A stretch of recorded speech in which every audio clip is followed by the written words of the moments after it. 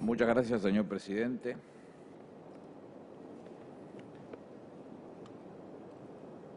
Es intención un mínimo análisis de lo que está sucediendo con este tema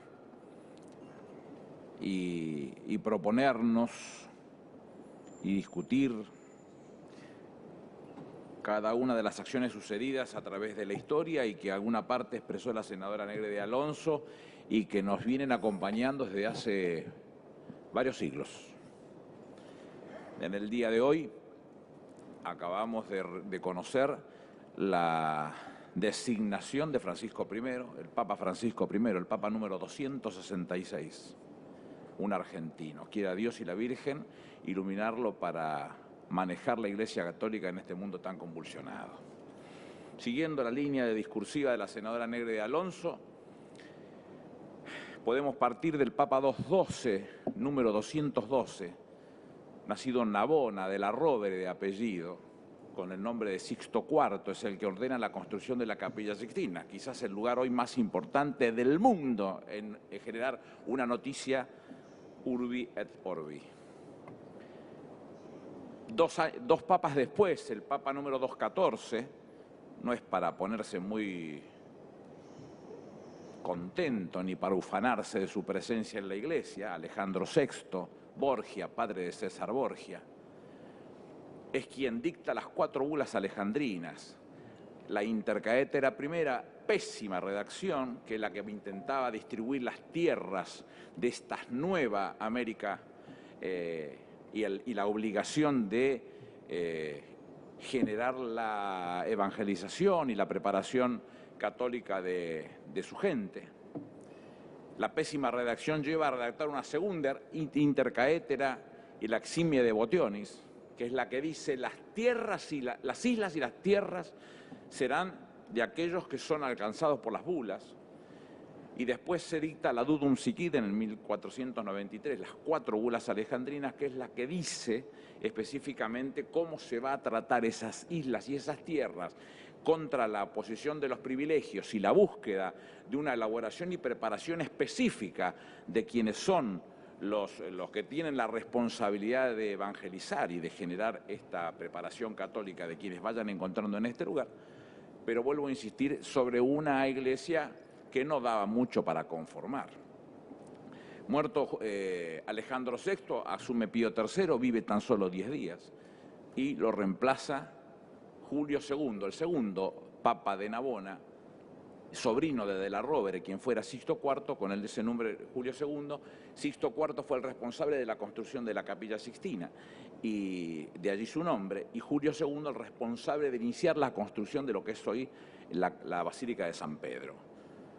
A Julio II, que era este Papa 216, lo sigue el Papa 217, que es León X, y León X es un Medici.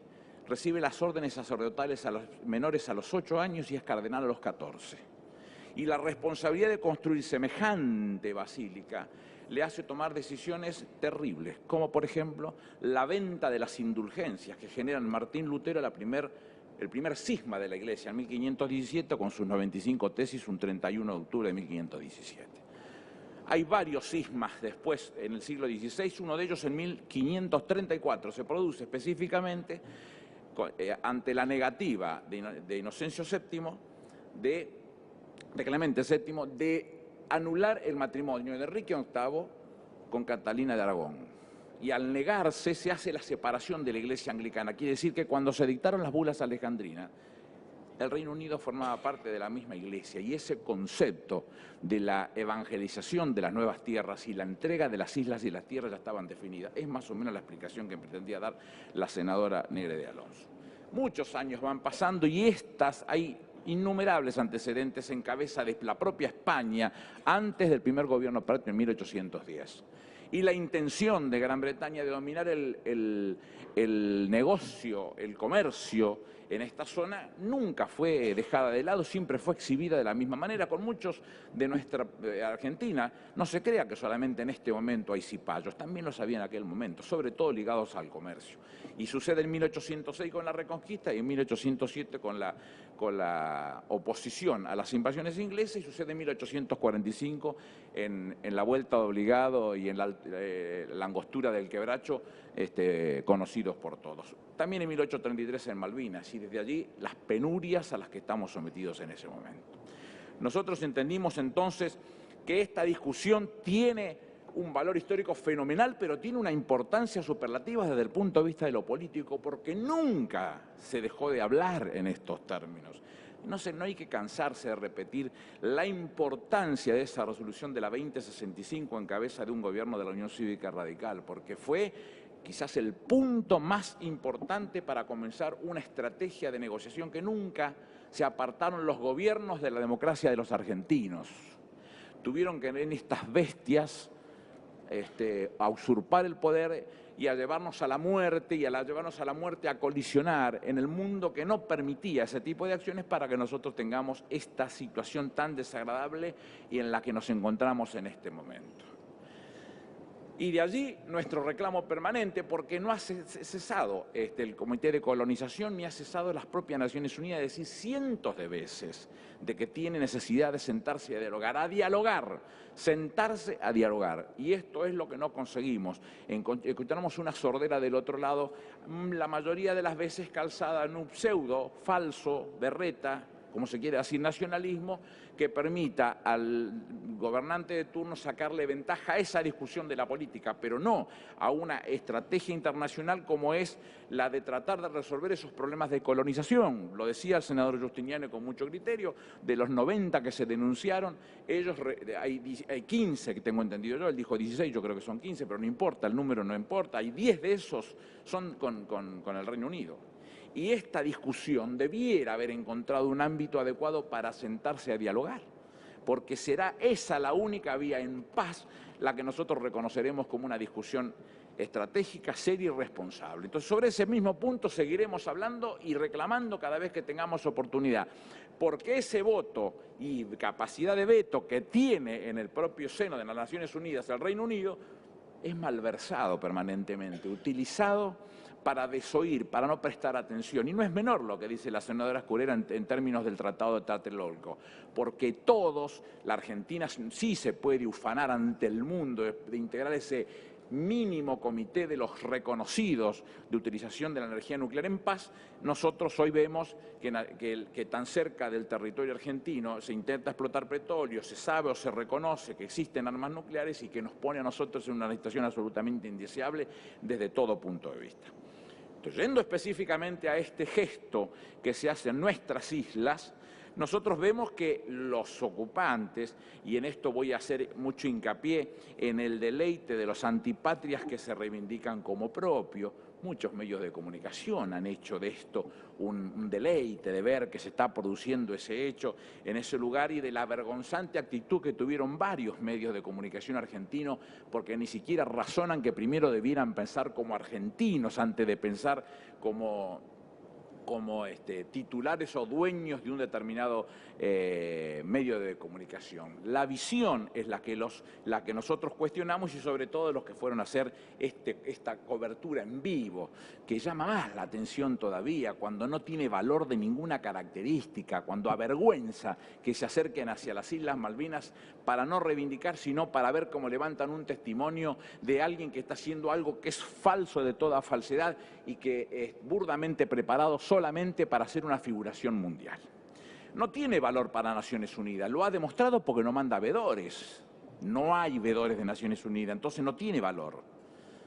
Si no tiene ese valor, ¿por qué estos medios que se ocuparon profusamente de multiplicar el referéndum, como ellos le llamaban a esta pantomima, en vez de hacer eso, ¿por qué no levantaron la declaración de Malabo, de Guinea Ecuatorial, que todos los países africanos son los que sostienen que se venga a esta capacidad de diálogo y que se recupere la relación entre los dos países para intentar empezar a dialogar? Vuelvo a insistir, nadie está pidiendo otra cosa que el diálogo, comenzar a dialogar. olímpicamente ignorada toda esa visión. Y nosotros entendemos entonces que esto que ellos definieron como un referéndum o cosa parecida, donde Estados Unidos, que siempre ha tenido un gesto mucho más que contundente al lado de un aliado de la OTAN, como lo es en este caso el Reino Unido, en este caso fue neutral. Neutral. No hay un solo país en el mundo que reivindique derechos de Malvinas para el Reino Unido, ninguno, y que ellos reivindican como territorio británico de ultramar. Con lo cual no hay nada absolutamente consistente como para sostenerlo desde ese punto de vista en el derecho internacional. No ha habido ningún gesto del Comité de Descolonización de Naciones Unidas. ¿Qué es lo que se ha logrado en esto? Que no sea, como decía la señora Presidenta de la Nación, una reunión de consorcio. No hay otra visión, no se tiene mucha más visión que esta, que no sea la amparada, avalada y sostenida por algunos medios de comunicación.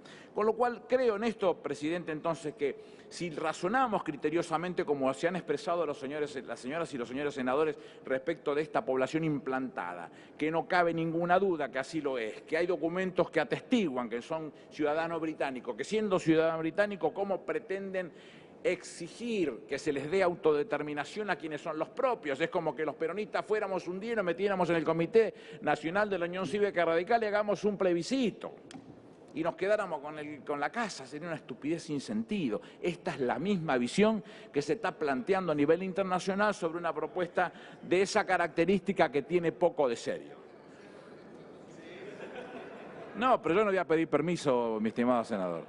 Con lo cual, insisto sobre el particular, qué poco serio que termina siendo la propuesta de un primer ministro que lo único que está buscando es una ventaja politiquera sobre estamentos criteriosos y responsables que Naciones Unidas emite todos los años, que emite el Comité de Descolonización y que reclaman todos los países del mundo, que no hay uno solo, vuelvo a repetir, que le reconozca sus derechos y que por sobre todas las cosas en paz queremos recuperar lo que tuvimos desde el 1965, con la 2065 en adelante, discutir, sentarse a dialogar y ver cómo podemos llegar a puntos determinados. No estamos pidiendo otra cosa. Creemos entonces que hemos asistido a un gesto de provocación, a un gesto sin valor ninguno, a un gesto que no será ni siquiera recordado dentro de pocos días más, pero que no podemos dejar pasar porque lo que está haciendo es jugar con los intereses de los argentinos, negándose sistemáticamente a las conversaciones para dialogar, permítame repetir por enésima vez, y que no encontramos eco en gobiernos que están perdiendo su condición de populares y lo que están tratando de hacer es el uso de un falso nacionalismo